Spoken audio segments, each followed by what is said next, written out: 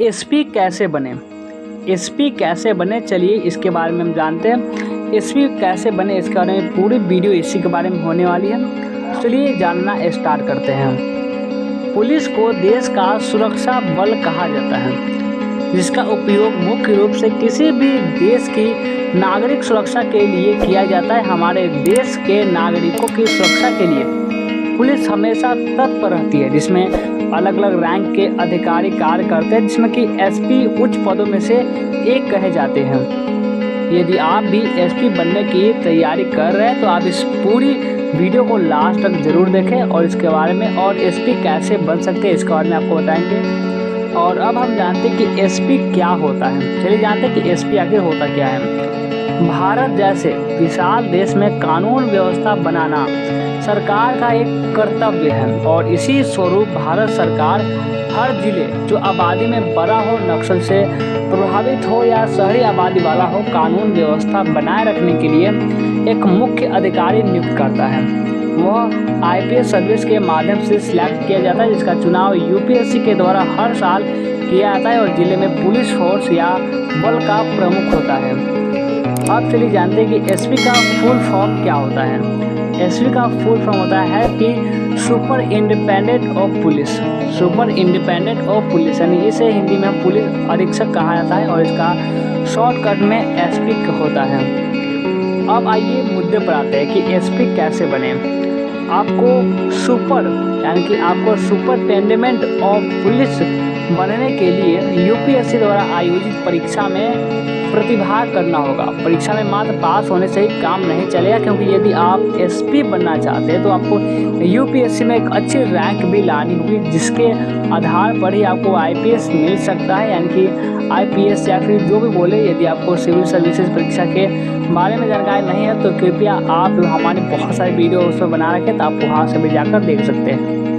और अब हम योग्यता के बारे में जानते हैं कि एसपी बनने के लिए आप में क्या क्या योग्यताएं होनी चाहिए, यानी एकेडमिक क्वालिफिकेशन के बारे में जानते हैं। पुलिस अधीक्षक या एसपी के लिए एकेडमिक क्वालिफिकेशन के स्वरूप अभ्यर्थियों को किसी मान्यता प्राप्त संस्थान से स्नातक होना आवश्यक है, क्योंकि इसके बाद ही वह इसमें आवेदन करने का पात्र बन सकता है। यदि आप ग्रेजुएशन के अंतिम वर्ष में भी है तो भी आप परीक्षा का फॉर्म भर सकते हैं।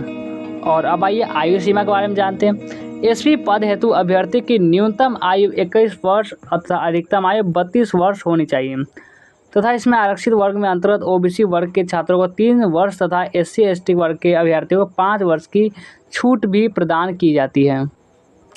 और अब आते हैं शारीरिक योग्यता के बारे में, फिजिकल फिटनेस के बारे में।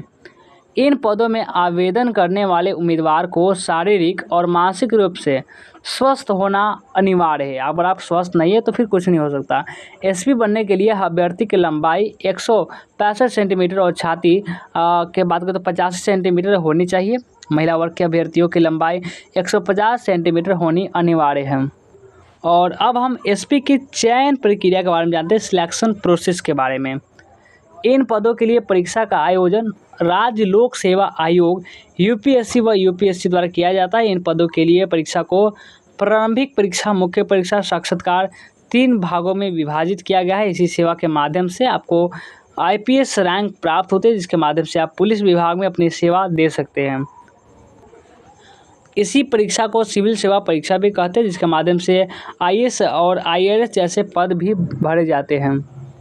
सबसे पहली परीक्षा होती है जिसे हम प्रारंभिक परीक्षा बोलते हैं।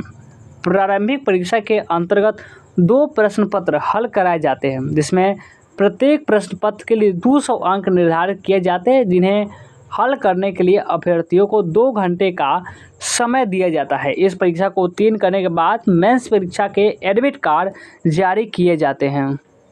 और अब हम मुख्य परीक्षा के बारे में जानते हैं, मेंस एग्ज़ाम के बारे में।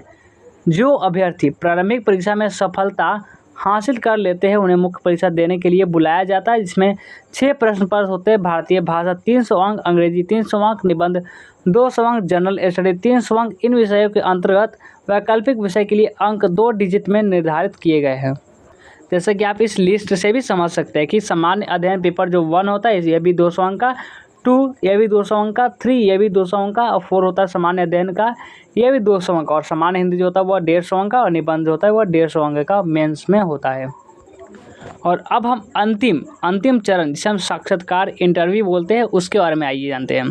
दूसरा पड़ाव यानी कि मुख्य परीक्षा में सफलता प्राप्त करने के बाद अभ्यर्थी को साक्षात्कार अथवा इंटरव्यू के लिए जाना पड़ता है, जिसका आयोजन आयोग द्वारा होता है। आयोग द्वारा निर्धारित समिति के समक्ष पेश होकर यह साक्षात्कार देना रहता है, जिसके लिए 250 अंक समिति द्वारा निर्धारित किए जाते हैं।